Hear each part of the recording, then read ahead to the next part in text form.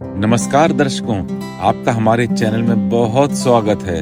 अगर आप हमारे चैनल पर नए हैं तो हमारे चैनल को सब्सक्राइब करना ना भूलें। बेल आइकन पर क्लिक करें और हमारे नए वीडियो की नोटिफिकेशंस को प्राप्त करें। वीडियो अंत तक देखें और पसंद आने पर हमारे वीडियो को लाइक, शेयर या उस पर कमेंट भी करें। ज्योतिष और विज्ञान कैसे संबंधित है, इस बात को समझने के लिए आपको हमारी सारी वीडियो सीरीज शुरुआत से अंत तक देखनी पड़ेगी। नमस्कार दोस्तों, मैं अमर शर्मा और आज हम लोग बहुत ही बेसिक से डिस्कशन स्टार्ट करेंगे। यह उन सभी के लिए उपयोगी होगा जो इस तरह के डिस्कशन में इंटरेस्ट रखते हैं। जो ऑलरेडी इस विषय को समझते हैं उनको ये स्टार्टिंग में थोड़ा बोरिंग लगेगा, क्योंकि ये ऑब्वियसली जाहिर सी बात है, ये उन्होंने ऑलरेडी देखा हुआ है। लेकिन चिंता की जरूरत नहीं है, आने वाले कुछ वीडियोस में हम लोग एडवांस लेवल तक पहुंच जाएंगे, जहां पे आप लोग बहुत आसानी के साथ में अपनी जन्मपत्री को देख करके या किसी और की जन्मपत्री को देख करके आप अपना निर्णय स्वयं ले पाएंगे। इस पूरे वीडियो में हम कोशिश करेंगे कि हिंदी में बात करें, लेकिन कुछ वर्ड्स, शब्द ऐसे हैं जो इंग्लिश में यूज करना मजबूरी हो जाती है। यह इसलिए किया जाता है जिससे कि सामने वाले आसानी से समझ जाएं। तो आपको इस पूरी वीडियो श्रृंखला में दिखाई पड़ेगा कि हम लोग हिंदी और इंग्लिश मिक्स रूप से यूज करेंगे, लेकिन मैं ये आपको एश्योर करता हूं कि आपको इस तरह की समझने में प्रॉब्लम नहीं आएगी। कहने का मतलब ये है कि ये एंश्योर मैं करूंगा कि मैसेज आप तक की कम्युनिकेट हो जाए। हम लोग बहुत ही बेसिक से स्टार्ट करेंगे, जैसे कि इसमें हम देखेंगे आज के जो टॉपिक्स हैं उसमें हम देखेंगे कि हम लोग तीन टॉपिक के बारे में बात करेंगे। एक भावा, कुछ लोग उसको भाव भी कहते हैं, और इंग्लिश में ये हाउस के नाम से जाना जाता है। इसके सामने आप नंबर लिखे देखेंगे 1 to 12। तो ये नंबर जो लिखे हुए हैं, इनकी सिग्निफिकेंस क्या है, इंपॉर्टेंस क्या है, इनकी उपयोगिता क्या है, ये हम लोग आने वाले सेशन में देखेंगे। जो दूसरी जिसके बारे में बात करने वाले हैं, यह है कुछ लोग ग्रह या ग्रह या प्लैनेट्स बोलते हैं। तो इसके बारे में भी आने वाले स्लाइड्स में या आने वाले सेशन में हम लोग डिटेल में जाएंगे। तीसरी जो जिसके बारे में बात करनी है उसको राशि बोलते हैं। राशि आपने नाम सुना भी होगा। तेरी राशि क्या है, मेरी राशि क्या है, लोग बहुत ज्यादा बात करते हैं। या ज्यादातर केस में आपने देखा होगा जबकि आपके घर में कोई शुभ कार्य होने वाला होता है, जैसे किसी का विवाह है या बर्थडे है या और कोई शुभ गृह प्रवेश है या कोई वाहन खरीदते हैं, तो लोग आपसे पूछते हैं आपकी राशि क्या है। तो वो उस कॉन्टेक्स्ट में यहाँ पे आप देखेंगे, हम लोग बात करेंगे। और इसके सामने भी 1 से 12 तक के नंबर लिखे होते हैं। इन नंबर की उपयोगिता आप आने वाले स्लाइड्स में देखेंगे। यहाँ पे मैं आपको एक चीज याद दिलाना चाह रहा हूँ कि आपको नंबर और शब्द की मैपिंग अगर आप याद रख पाएंगे तो यह विषय वस्तु आपके समझने के लिए बहुत आसान हो जाएगा, नहीं तो ये काफी मुश्किल हो जाएगा। इस बात का मतलब क्या है, हम इस तरह से देखते हैं, जैसे कि इस स्लाइड में आप देख रहे हैं कि एक नंबर लिखा हुआ है, इसके आगे एरीज लिखा हुआ है और उसके आगे मेष राशि लिखा हुआ है। तो आपको ये बात ध्यान रखनी है, राशि के कॉन्टेक्स्ट में इन तीनों में से जो भी चीज यूज हो, चाहे वह नंबर 1 हो या इंग्लिश में नाम एरीज हो या हिंदी में नाम मेष हो, जो भी बोले आपके दिमाग में तुरंत सामने आ जाना चाहिए। नहीं तो क्या होता है कि डिस्कशन आगे निकल जाता है और आप एक तरह से अपना लॉजिक बिठाते हुए उसको याद करने की कोशिश करते रह जाते हैं और पूरा आप जो है कॉन्टेक्स्ट लूज कर जाते हैं। तो अब हम इसको देखेंगे, सारी की सारी राशियां इंग्लिश में क्या बोलते हैं और उनके करस्पॉन्डिंग नंबर्स क्या हैं। जैसे एक नंबर राशि हिंदी में मेष राशि कहलाती है और इंग्लिश में एरीज बोलते हैं। ऐसे ही नंबर 2 वृषभ राशि या इसको टॉरस बोलते हैं। नंबर 3 मिथुन और इंग्लिश में इसको जैमिनी बोलते हैं। नंबर 4 कर्क राशि और इंग्लिश में इसको कैंसर बोलते हैं। नंबर 5 सिंह राशि और इंग्लिश में इसको लियो बोलते हैं। आगे हम कंटिन्यू रखते हैं। कन्या राशि, इसको नंबर 6 के नाम से जानी जाती है। तुला राशि, लिब्रा नंबर 7 के नाम से जानी जाती है। वृश्चिक, स्कॉर्पियो नंबर 8 के नाम से जानी जाती है। धनु राशि, सेजिटेरियस नंबर 9 के नाम से जानी जाती है। मकर राशि, कैप्रिकॉर्न नंबर 10। इसी तरह से जो कुंभ राशि है वो एक्वेरियस 11 और मीन राशि पाइसेस के नाम से जानी जाती है। आपको जो ध्यान रखना है वो ध्यान रखना है कि आपको यहाँ पे सीखना है। आपको अगर दिखाई पड़ता है कि प्रोनाउंसिएशन में, स्पेलिंग में, टाइपिंग मिस्टेक कहीं पे है, वो आप इंगित कर दीजिए, वो आप इंडिकेट कर दीजिए, हम उसको करेक्ट कर लेंगे। लेकिन मैं ये पर्सनली समझता हूँ कि आप उधर ध्यान ना दे करके विषय वस्तु पर ध्यान रखें और उधर फोकस करें, वह ज़्यादा बेनिफिशियल होगा। ऑब्वियसली अगर कोई क्वेश्चंस टॉपिक के अराउंड है तो आप उसको कमेंट बॉक्स में लिखिए। निश्चित तौर पे हम में से कोई भी आदमी या हमारे जो सहयोगी हैं आपको रिप्लाई करेंगे। यहाँ पे लिस्ट ऑफ ग्रहज है, मतलब जो ग्रहों की यहाँ पे सारणी है। जैसे कि सूर्य, ये आप नाम जानते हैं, गुरु, शनि, चंद्रमा, मंगल, राहु, बुध, शुक्र, केतु। मैं आपको उसको याद करने का आसान तरीका बताता हूँ। अगर आप उसको हफ्तों के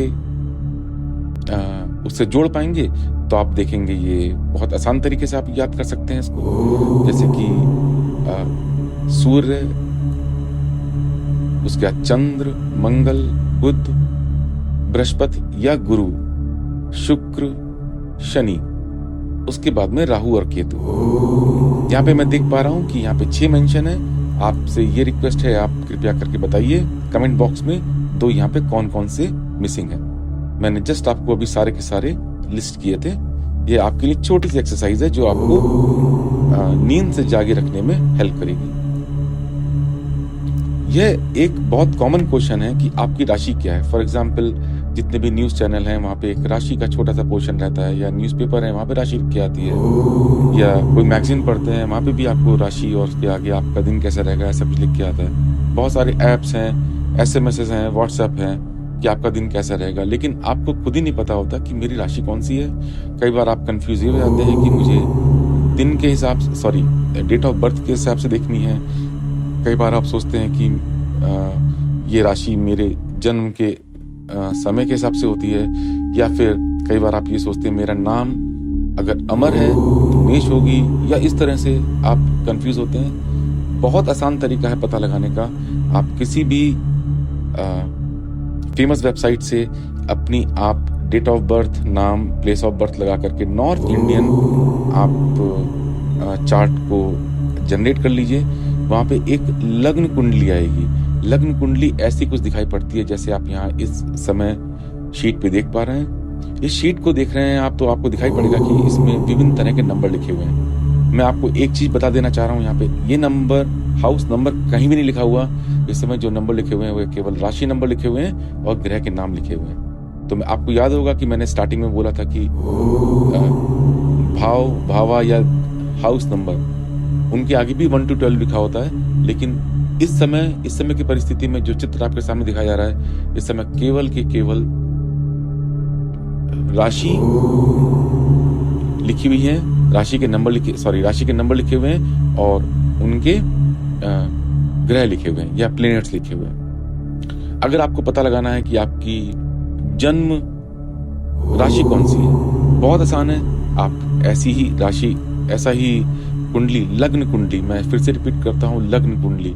आप जब अपना राशि खोलेंगे, जो आपके पापा मम्मी ने बनवाया होगा या किसी ने बनवाया होगा, वहाँ पे बहुत इस तरह के आपके सामने बहुत सारे चौखाने नजर आएंगे।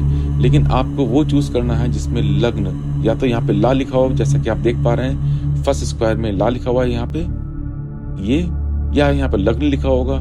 यहाँ पे नहीं लिखा होगा तो ऊपर कहीं यहाँ पे लग्न राशि लिखा होगा। आपको वो चूज करना है और उसके बाद में आपको नंबर 4 के स्वामी यानी कि चंद्र इसमें ढूंढना है। आपको नंबर 4 नहीं ढूंढना, आपको इसमें चंद्र ढूंढना है। चंद्र कहाँ लिखा हुआ है, जैसे कि इस केस में चंद्र इस वाले बॉक्स में लिखा हुआ है। अब आपको इस बॉक्स में लिखी हुई गिनती नोट करनी है। जैसे कि 6 है, यहाँ पे 6 लिखा हुआ है। अब आपको प्रीवियस स्लाइड पे जाना है और जाकर देखना है 6 यहाँ पे किसके सामने है। तो आपको दिखाई पड़ेगा कि इस राशि का नाम जो 6 के सामने लिखी हुई है, इसका नाम कन्या राशि है। तो इस तरह से जो मैंने यहाँ पे चित्र दिखाया था उसकी जन्म राशि कन्या हुई। जो जहां पे ला लिखा होता है इसको लग्नेश बोलते हैं। और अगर आपको अपने इष्ट देव जो कि बहुत ही इंपॉर्टेंट होते हैं, आपको उनको प्रसन्न रखना होता है और वो एक तरह से आपके माता पिता की तरह होते हैं, वह आपका पूरा ध्यान रखते हैं, वह आपसे कभी नाराज भी नहीं होते हैं। लेकिन अगर वो नाराज नहीं होते इसका मतलब ये नहीं है कि हम उनको सम्मान ना दें, उनकी हम पूजा पाठ ना करें।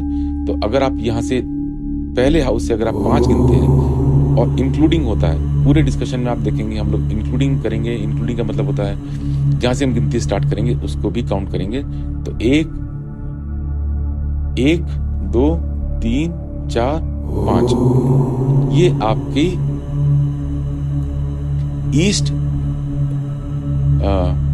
ईस्ट देव हुए। अब हम देखते हैं कि ईस्ट देव इसके कौन से हैं। हम वापस जाएंगे तो हम देखेंगे यहाँ पे जो राशि के स्वामी, जिससे कि इस समय देख पा रहे हैं वृश्चिक राशि है, वृश्चिक राशि के जो स्वामी होंगे वह आपके इष्ट देव कहलाएंगे।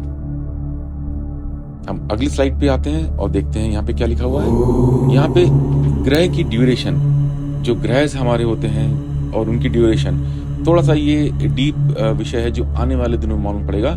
लेकिन आप ये याद रखिए कि मोटे तौर पे आप ये देख सकते हैं कि ये काफी टाइम लगाते हैं। एग्जाम्पल के लिए अगर आप देखिए सैटर्न, जो कि हम शनि ग्रह बोलते हैं, यह तकरीबन 19 साल लगाता है। अगर आप इस तरह से बाकी भी ग्रह को देखेंगे तो देखेंगे ये काफी बड़ी बात होती है। इस वजह से जो आपकी महादशा दशा चलती है वह सालों साल चलती है। ऐसा नहीं होता कि आज आप पे महादशा दशा है कल नहीं रहेगी, ऐसा नहीं होता। और उसके भी कुछ आगे डिटेल्स हैं जो आने वाले स्लाइड्स में और टाइम टू टाइम आपको हम अपडेट करेंगे। नेक्स्ट स्लाइड देखते हैं क्या चीज है। यहाँ पे हम देखते हैं कि जो राशि है और उनके स्वामी कौन से हैं, उन सबके यहाँ पे नाम लिखे हुए हैं। एग्जाम्पल के लिए मेष राशि का नाम मंगल है। इसका मतलब क्या होगा, जब भी आपको कहीं पे मेष राशि दिखाई पड़ेगी तो आपको समझ जाना है कि उस राशि का स्वामी मंगल है। इसी तरह से वृषभ राशि के स्वामी शुक्र देव हैं, मिथुन राशि के स्वामी बुध देव हैं, कर्क राशि के स्वामी चंद्र देव हैं, सिंह राशि के स्वामी सूर्य देव हैं, कन्या राशि के स्वामी बुध देव हैं। अब आप सोच रहे होंगे ये बुध देव ऑलरेडी स्वामी हो चुके हैं पहले, जो कि मिथुन राशि के थे। लेकिन ऐसा यहाँ पे नहीं होता मित्रों। ये बात याद रखनी है कि एक से अधिक राशि के स्वामी एक ग्रह होते हैं। तो जैसे कि इस केस में शुक्र हैं, शुक्र आपको ध्यान होगा पहले भी आ चुके हैं वृष राशि में। मंगल आप देखिए, मंगल भी आ चुके हैं वृश्चिक राशि के, जो इस समय दिखाई पड़ रहा है। यहाँ पे आप देखिए मेष राशि में वह आ चुके हैं। फिर आप देखिए गुरु हैं यहाँ पे, तो गुरु जो है धनु राशि को रिप्रेजेंट करते हैं। लेकिन अगर आप इस स्लाइड को फिर से ध्यान देखेंगे तो आपको दिखाई पड़ेगा कि मीन राशि के भी स्वामी गुरु होते हैं। सबसे आसान याद रखने के लिए मकर राशि और कुंभ राशि होती है, दोनों के स्वामी शनि होते हैं। अगर मैं आपको उसकी याद करने की, अगर आपको उसके टिप्स दूं तो ये टिप ये होगी कि अगर आप देखिए नंबर 1 मेष राशि नंबर 1 है, इसके स्वामी मंगल है। और नंबर 8 होती है वृश्चिक राशि, इसके मंगल है। तो अगर आप 1 और 8 को नंबर याद रख लेंगे, 1 और 8 के राशि के स्वामी मंगल हैं, तो आपको दिखाई पड़ेगा 2 और 7। इसका मतलब ये हुआ 2 नंबर के और 7 नंबर के सेम है। मैंने क्या करा है, 1 में नंबर 1 जोड़ा है और 8 में 1 माइनस किया है, तो 2 और 7 के भी नंबर सेम है। तो आपको दिखाई पड़ जाएगा शुक्र, यानी कि जो 2 और 7 नंबर की जो राशि है उनके स्वामी भी शुक्र हैं। अगर आप आगे बढ़ेंगे तो आपको दिखाई पड़ेगा मिथुन राशि है, 3 है। इसी तरह से मैं 3 मतलब जैसे मैंने 2 में 1 ऐड करा है तो 3 बना है, उसी तरह से जब मैं 7 में से 1 माइनस करूंगा तो 6 बनेगा। अगर 6 बनेगा तो आपको दिखाई पड़ जाएगा कन्या राशि के भी स्वामी सेम है। तो अगर आप देखें तो 1, 8, 2, 7 और 3, 6 ये नंबर हैंड इन हैंड जाते हैं। चौथा आसान है याद करने का, क्योंकि चंद्र है और सूर्य है। चंद्र और सूर्य एक मात्र ऐसे ग्रह हैं जो एक ही राशि के स्वामी है। उस राशि का स्वामी, उन राशि का नाम है कर्क और सिंह जो है सूर्य जो है सिंह राशि के स्वामी है, चंद्र जो है कर्क राशि के स्वामी है। तो इनको याद रखने में आपको परेशानी नहीं होगी, ये मैं लिख के दे रहा हूं। बात आती है नंबर 9 की। अगर आपको ध्यान होगा, हम लोगों ने देख लिया है 1, 8, 2, 7, 3, 6, उसके बाद 4 और 5।